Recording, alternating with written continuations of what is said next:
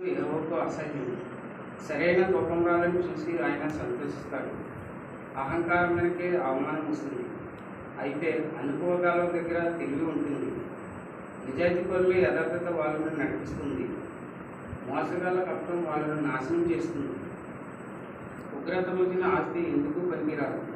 అయితే నీతి మరణం నుండి కాపాడుతుంది. నిందలేని వాళ్ళ నీతి వాళ్ళ మార్గాన్ని చిన్నగా చేస్తుంది. కానీ దుష్టులు తమ దుష్టత్వం వల్ల పడిపోతారు.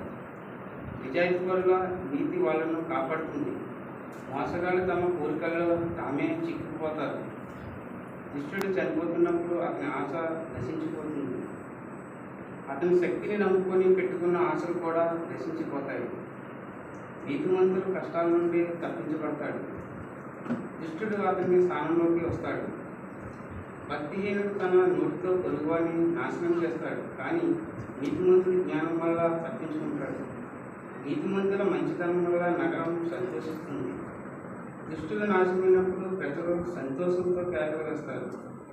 నిజాయితీ పరుల దీవెన వల్ల నగరం గొప్పదవుతుంది. అయితే దుష్టుల నోరు దాన్ని కూలగొడుతుంది.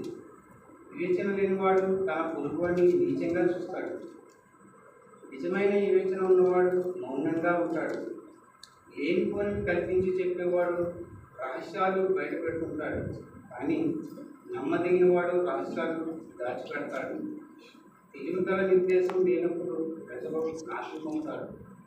సలహాదారులు ఎక్కువ మంది ఉంటే విజయం లభిస్తుంది. పరిచయం లేనివాడి అప్పు హామీగా ఉండే వ్యక్తి ఖచ్చితంగా నష్టపోతాడు. అయితే ఒప్పందం చేసుకునే వ్యక్తి సురక్షితంగా ఉంటాడు.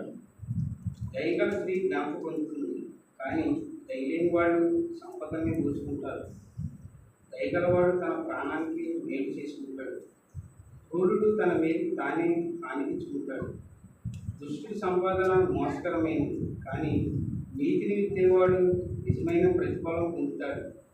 నీతి పక్షాన స్థిరంగా నిలబడేవాడు జీవం పొందుతాడు. చెడు వెనుక పరిగెత్తేవాడు మరణం పొందుతాడు. కపట హృదయం గలవాడు యెహోవాకు అసహ్యం.